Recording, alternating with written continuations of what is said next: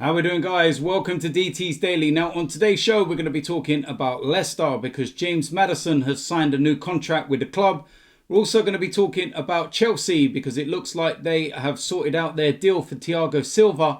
And the last piece of news involves Arsenal because there could well be quite a few departures from the club. I represent my fucking self. How we doing, guys? Welcome to DT's Daily. That's right.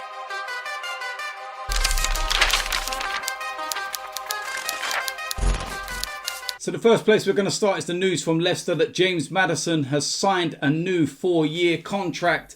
A player that was being mentioned quite a lot before the end of the season, or before COVID took over, shall we say. And one of those teams that was being mentioned was Manchester United. And he's ended that speculation by signing a new contract. And I think that he had quite a dip in form, shall we say, after we returned from lockdown. Had a few injuries as well. And I feel that he's probably looked at the situation and thought, you know what, Leicester's the right place for me right now. He's still a young lad as well. You've got to remember that. He scored 16 goals in 76 appearances for Leicester. He signed from Norwich in 2018. And he's had 2 very impressive campaigns at Leicester. And tying him down to this new contract will make things a lot easier for Leicester. That if, he has an unbelievable season, coming up, for example, if somebody comes in and says, you know what, we want James Maddison, they're going to have to pay big money. So they'll be happy about that. And I think that he'll be happy as well that he can now just knuckle down, get on with playing for Leicester, get on with, working on his performances. Because like I said, I think his form dipped, towards the latter part of the season and those injuries and everything else. And I think he'll look at that and he'll say this is the right thing, for him to do right now. Secure his future. No doubt he's probably got more money on top of his new contract as well. And he can now just focus on playing for Leicester and trying to, get them into those Champions League places, because they missed out, of course, last season. And it was because of the dip in form of the whole team.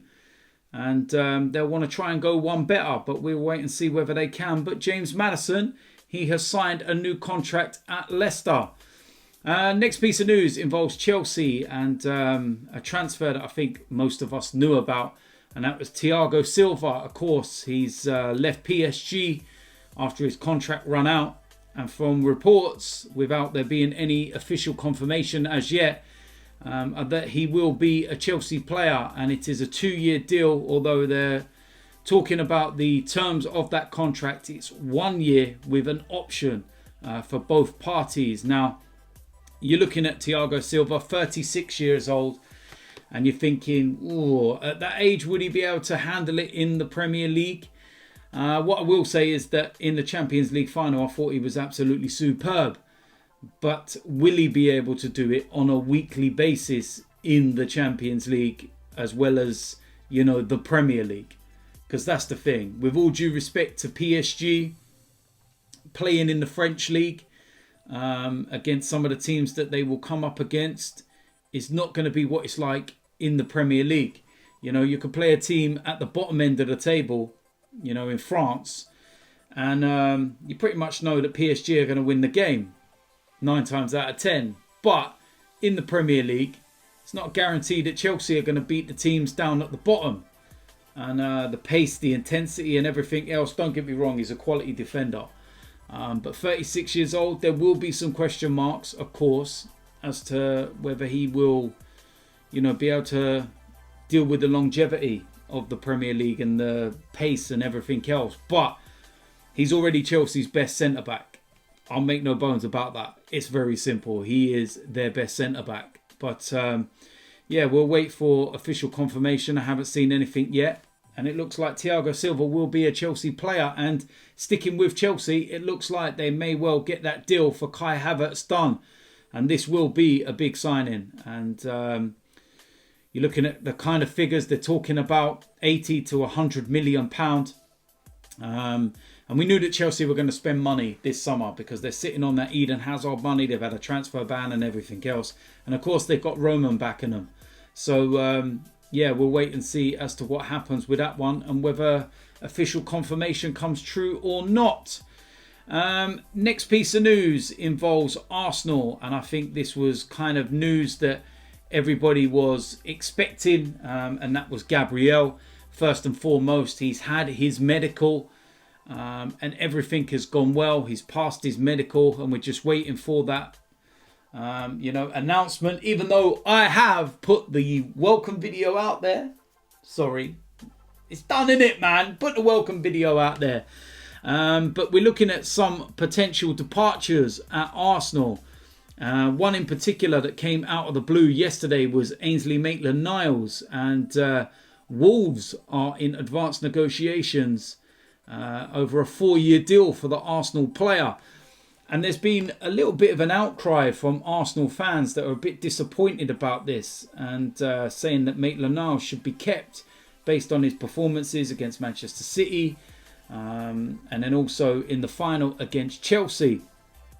And what I will say on the situation is that I feel that Maitland-Niles had a real big opportunity at Arsenal to cement his place as the first choice right back at Arsenal. Now, initially, reports were coming out that he didn't want to play right back. He wasn't happy and that he wanted to try and get into his preferred midfield position.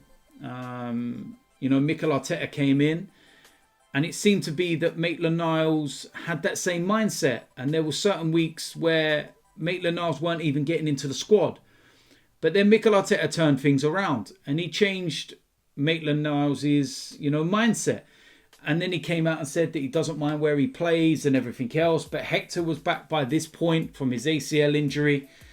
And you're looking at it and you're thinking, too little, too late. And he may well have shot himself in the foot before he had the opportunity.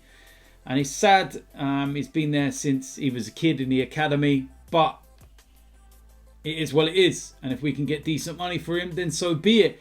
And then also yesterday, strange bit of news, but it looks like Hector Bellerin could well be offered and on his way to PSG.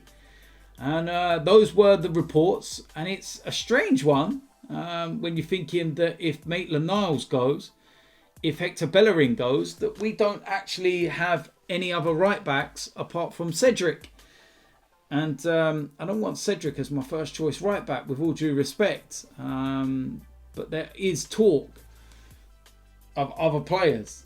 I don't know anything too concrete yet as to, do anything for one of these shows. But there's been names mentioned. I don't know. Who knows what on earth we're going to do? Maybe we're not going to go with an orthodox right back no more. Maybe we're going to go with 3 at the back. And maybe we're going to have a wing back. And maybe that option is not Cedric or Maitland-Niles or Bellerin or... I don't know. I genuinely don't know. It's such a weird one. The Hector Bellerin situation. I look at that and I think to myself, yeah, he's a player that I've mentioned even on podcasts with Robbie that we would release him. I think that he's the one that you can get some money for as well. But if we're selling Maitland-Niles, then surely we're not going to sell Hector Bellerin unless, of course, like I said, there's something else in the pipeline and maybe we could get someone else. So it's very interesting. And some other news as well is Rob Holding is apparently wanted by Leeds United. They've apparently made one bid, which Arsenal have rejected, and they are readying a second bid. So that will be interesting. I do think that transfer will probably happen and that Rob Holding will go back up north and he will leave the club. And, I wish Rob Holding well if he does leave. But I feel that, he's not going to be in Mikel Arteta's plans and he's not going to be the first choice. And, he's a player that we can get some money for. So we'll wait and see what happens with that. And also Callum Chambers, there's talk about him possibly going to Fulham. He was on loan there, of course, before he came back last season. He's got that injury which he's nearly recovered from. But again, that's a transfer that I can see. I don't think that, Callum Chambers is going to be in Mikel Arteta's plans. So we'll wait and see what happens moving forward. And it's going to be very, very interesting, no doubt. So there we go. That is it for today's DT's Daily. As usual, let me know in the comment section what you think about today's topics. Let me know what you think about Thiago Silva. Good signing or too old? Let me know. Maitland-Niles, should we keep him, sell him? Bellerin, keep him, sell him. Let me know as well. There's going to be another video coming out very soon. Hopefully it's the Aubameyang announcement. The Gabriel welcome one is done. There's a few more loaded, don't worry. We've got a preview to the Liverpool game on Saturday because, of course, it is the Community Shield against Liverpool. So watch out for that. And then, of course, there'll be a player ratings after and everything else. And yeah, if you're new around here, hit the subscribe button. Make sure you smash a like on this video. And I will see you lot soon. I'm out of here.